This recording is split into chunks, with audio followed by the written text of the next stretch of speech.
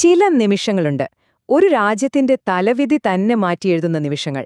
അങ്ങനെയൊന്ന് ഇറാനിൽ സംഭവിച്ചത് 1979-ലാണ്. ലോകത്തെ മുഴുവൻ പിടിച്ചുകുലുക്കിയ ആ ബന്ദി പ്രതിസന്ധിയിലേക്ക് നമുക്കൊന്ന് പോയി നോക്കിയാലോ? ആയത്തുള്ള ഖുമൈനി എന്നൊരാള് എങ്ങനെയാണ് ഈ പ്രതിസന്ധിയെ തന്റെ രാഷ്ട്രീയ വളർച്ചയുടെ ഒരു ചവിട്ടുപടിയാക്കി മാറ്റിയത്? നമുക്ക് കാണാം. വർഷം 1979 നവംബർ 4. ടെഹ്റാനിലെ US എംബസിയിലേക്ക് ഇറാനിയൻ വിദ്യാർത്ഥികൾ ഇരച്ചു കയറുകയാണ്. ഈയൊരു ചിത്രം മാത്രം മതി ആ കാലഘട്ടത്തിലെ പ്രക്ഷുബ്ധമായ രാഷ്ട്രീയ സാഹചര്യം മനസ്സിലാക്കാൻ. ഇതൊരു സാധാരണ പ്രതിഷേധമായിരുന്നില്ല കേട്ടോ.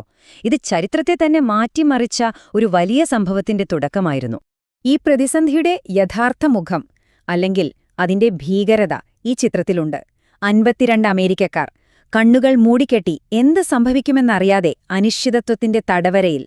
1 വർഷത്തിൽ കൂടുതൽ നീണ്ടുനിന്നു ഈ സംഭവം. ലോകം മുഴുവൻ ശ്വാസമടക്കി പിടിച്ചു നോക്കി നിന്ന ദിവസങ്ങളായിരുന്നു അത്. അപ്പോ നമ്മൾ ചോദിക്കേണ്ട പ്രധാന ചോദ്യം ഇതാണ്: ഈ ഒരൊറ്റ സംഭവം എങ്ങനെയാണ് ഇറാൻ എന്ന രാജ്യത്തെയും ലോകരാജ്യങ്ങളുമായുള്ള അതിന്റെ ബന്ധത്തെയും എന്നേക്കുമായി മാറ്റിമറിച്ചത്? ഈ ചോദ്യത്തിന്റെ ഉത്തരമാണ് നമ്മൾ ഈ വിശകലനത്തിൽ തേടുന്നത്. ശരി, അപ്പൊ നമുക്ക് ആദ്യം തന്നെ എംബസിയിൽ അന്ന് യഥാർത്ഥത്തിൽ എന്താണ് സംഭവിച്ചതെന്ന് നോക്കാം. ഈ പ്രതിസന്ധിക്ക് കാരണമായ പ്രധാന സംഭവങ്ങൾ എന്തൊക്കെയായിരുന്നു?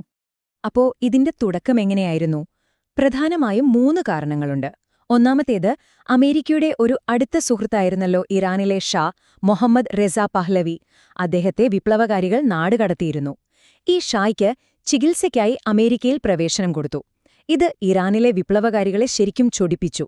കാരണമെന്താന്ന് വെച്ചാൽ 1953-ൽ ഇതേ അമേരിക്കയിലെ CIA-യുടെ സഹായത്തോടെ നടന്ന ഒരു അട്ടിമറിയിലൂടെയാണ് ഷാ അധികാരമുറപ്പിച്ചത്.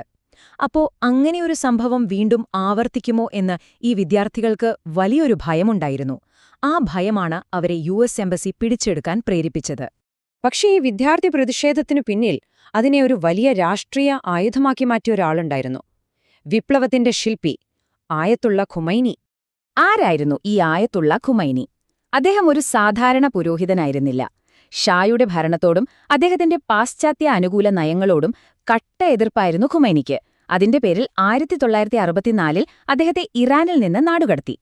ഷാ കൊണ്ടുവന്ന ധവള വിപ്ലവം പോലുള്ള പരിഷ്കാരങ്ങളൊക്കെ ഇസ്ലാമിക മൂല്യങ്ങളെ തകർക്കാനുള്ള ഒരു ശ്രമമായാണ് ഖുമൈനി കണ്ടത്.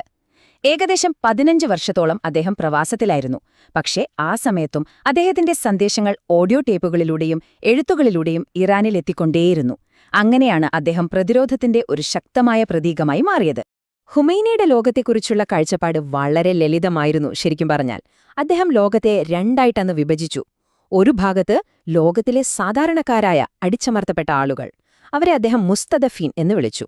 ഇനി മറുഭാഗത്തോ അവരെ ചൂഷണം ചെയ്യുന്ന സാമ്രാജ്യത്വ ശക്തികൾ, മുസ്തക്ബരിൻ അഥവാ അടിച്ചമർത്തുന്നവർ. ഈ ഒരു കാഴ്ചപ്പാടായിരുന്നു അദ്ദേഹത്തിന്റെ എല്ലാ രാഷ്ട്രീയ നീക്കങ്ങൾക്കും പിന്നിലെ ശക്തി. ഈ അടിച്ചമർത്തുന്നവരുടെ കൂട്ടത്തിൽ ഏറ്റവും വലിയ ശക്തിയായി ഖുമൈനി കണ്ടത് അമേരിക്കയാണ്. അതുകൊണ്ടാണ് അദ്ദേഹം അമേരിക്കയ്ക്ക് മഹാപിശാച് എന്ന് പേരിട്ടത്. സോവിയറ്റ് യൂണിയനെ ചെറിയ പിശാച് എന്നും വിളിച്ചു.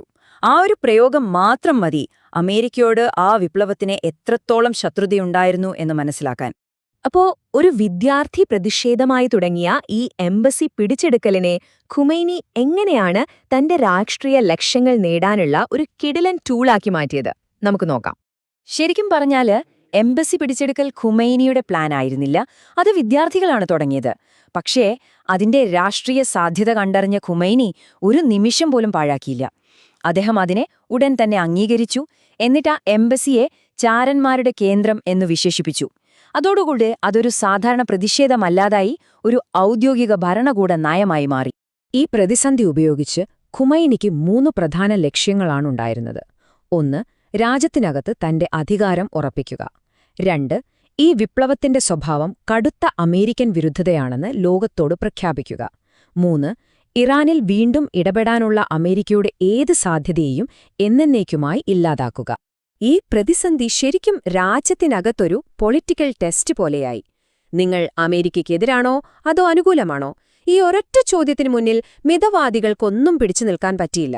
പ്രധാനമന്ത്രിയായിരുന്ന മെഹദി ബസാർഗേനെ പോലുള്ള പാശ്ചാത്യ അനുകൂലികൾ ഒറ്റപ്പെട്ടുപോയി. അവസാനം അദ്ദേഹത്തിന് രാജിവെക്കേണ്ടി വന്നു. അതോടെ ഭരണകൂടത്തിന്റെ മുഴുവൻ കൺട്രോളും ഖുമൈനിയുടെ വിശ്വസ്തരായ പുരോഹിതന്മാരുടെ കയ്യിലെത്തി. അപ്പോ ഈ ബന്ദി പ്രതിസന്ധി ലോകത്തിന്റെ മുഴുവൻ ശ്രദ്ധ പിടിച്ചുപറ്റിയപ്പോ അതിന്റെ മറവിൽ ഇറാനിൽ പുതിയൊരു ഭരണകൂടം പതുക്കെ രൂപപ്പെടുകയായിരുന്നു. അതെങ്ങനെയായിരുന്നെന്ന് നമുക്ക് നോക്കാം. 1971 എന്ന ആ ഒരൊറ്റ വർഷം കൊണ്ട് ഇറാന്റെ രാഷ്ട്രീയ ഭൂപടം തന്നെ മാറിമറിഞ്ഞു. മാർച്ചിൽ ഒരു ഹിതപരിശോധന നടന്നു. രാജ്യം ഒരു ഇസ്ലാമിക് റിപ്പബ്ലിക് ആകണമെന്ന് ജനങ്ങൾ തീരുമാനിച്ചു. അതിനുശേഷം പുതിയ ഭരണഘടന തയ്യാറാക്കാൻ ഒരു വിദഗ്ധ സമിതിയെ തിരഞ്ഞെടുത്തു. ഡിസംബർ ആയപ്പോഴേക്കും ആ പുതിയ ഭരണഘടന നിലവിൽ വന്നു. ഇതെല്ലാം നടക്കുമ്പോൾ പുറംലോകം ശ്രദ്ധിക്കുന്നത് ബന്ദി പ്രതിസന്ധിയാണ്. ഈ പുതിയ ഭരണഘടനയുടെ ഏറ്റവും പ്രധാനപ്പെട്ട ആശയം വിലായത്ത് ഇ ഫഖീഹ് എന്നതായിരുന്നു. എന്താണിത്? ലളിതമായി പറഞ്ഞാൽ, ഇസ്ലാമിക നിയമത്തിൽ അഗാധ പാണ്ഡിത്യമുള്ള ഒരു പുരോഹിതന് അഥവാ ഫഖീഹിന് രാജ്യത്തിന്റെ പരമാധികാരിയായിരിക്കാനുള്ള അധികാരം നൽകുന്ന ഒരു തത്വം. ഇന്നും ഇറാന്റെ ഭരണസംവിധാനത്തിന്റെ അടിസ്ഥാനം ഇതുതന്നെയാണ്. അപ്പോ ഇറാനിലെ ഒരു സങ്കീർണമായ സംവിധാനമാണ് നിലവിൽ വന്നത്. കാഴ്ചയിൽ നോക്കിയാൽ തെരഞ്ഞെടുപ്പുകളൊക്കെയുള്ള ഒരു റിപ്പബ്ലിക്. എന്നാൽ അതിന്റെ ഉള്ളിലേക്ക് നോക്കിയാലോ, എല്ലാ അധികാരവും മതനേതൃത്വത്തിൽ കേന്ദ്രീകരിക്കുന്ന ഒരുതരം മതഭരണകൂടം. ഇത് കുറച്ചുകൂടി വ്യക്തമാക്കാം. ഇറാനിൽ ജനങ്ങൾ വോട്ട് ചെയ്ത് തിരഞ്ഞെടുക്കുന്ന ഒരു പ്രസിഡന്റുണ്ട്. അദ്ദേഹം ഗവൺമെന്റിന്റെ തലവനാണ്. പക്ഷെ അദ്ദേഹത്തിനു മുകളിൽ തിരഞ്ഞെടുക്കപ്പെടാത്ത ഒരു പരമോന്നത നേതാവുണ്ട്. രാജ്യത്തിന്റെ സൈന്യം, നിയമവ്യവസ്ഥ, അങ്ങനെ എല്ലാ സുപ്രധാന കാര്യങ്ങളിലും അവസാന വാക്ക് ഇദ്ദേഹത്തിന്റേതാണ്. ഖുമൈനിയുടെ ഈ വിപ്ലവം ഇറാനിന്റെ അതിരുകൾക്കുള്ളിൽ മാത്രം ഒതുങ്ങി നിന്നില്ല. അത് മിഡിൽ ഈസ്റ്റിലെ പവർ ബാലൻസിനെ തന്നെ മാറ്റിമറിച്ചു. സൗദി അറേബ്യയെപ്പോലുള്ള സുന്നി രാജഭരണങ്ങൾ ശരിക്കും പേടിച്ചു. ഈ വിപ്ലവത്തിന്റെ അലയൊലികൾ തങ്ങളുടെ രാജ്യങ്ങളിലും എത്തുമോ എന്നായിരുന്നു അവരുടെ ഭയം. ഈ ഭയമാണ് പിന്നീട് സദ്ദാം ഹുസൈന്റെ ഇറാഖിനെ ഇറാനെതിരെ യുദ്ധം ചെയ്യാൻ പ്രേരിപ്പിച്ചത്. അത് 8 വർഷം നീണ്ട ഒരുപാട് നാശനഷ്ടങ്ങളുണ്ടാക്കിയ ഒരു യുദ്ധമായി മാറി. അതോടൊപ്പം തന്നെ ലെബനനിലെ ഹിസ്ബുള്ള പോലുള്ള ഷിയ ഗ്രൂപ്പുകൾക്ക് പിന്തുണ കൊടുത്തുകൊണ്ട് ഇറാൻ തങ്ങളുടെ സ്വാധീനം മേഖലയിൽ മുഴുവൻ വ്യാപിപ്പിക്കാനും തുടങ്ങി. ശരി, ഇനി നമുക്ക് ബന്ദി പ്രതിസന്ധിയുടെ അവസാനത്തേക്കും അത് ബാക്കിവെച്ച പൈതൃകത്തിലേക്കും തിരികെ വരാം. 444 ദിവസങ്ങൾ. ഒന്ന് ഓർത്തുനോക്കൂ, അത്രയും കാലമാണ് ആ അമേരിക്കൻ ബന്ദികൾ ഇറാനിൽ തടവിൽ കഴിഞ്ഞത്. അമേരിക്കയെ സംബന്ധിച്ചിടത്തോളം അതൊരു വലിയ നാണക്കേടും തിരിച്ചടിയുമായിരുന്നു. ബന്ദികളെ മോചിപ്പിച്ച സമയം വളരെ ശ്രദ്ധേയമായിരുന്നു. ഒരു കണക്കുകൂട്ടൽ അതിന് പിന്നിലുണ്ടായിരുന്നു.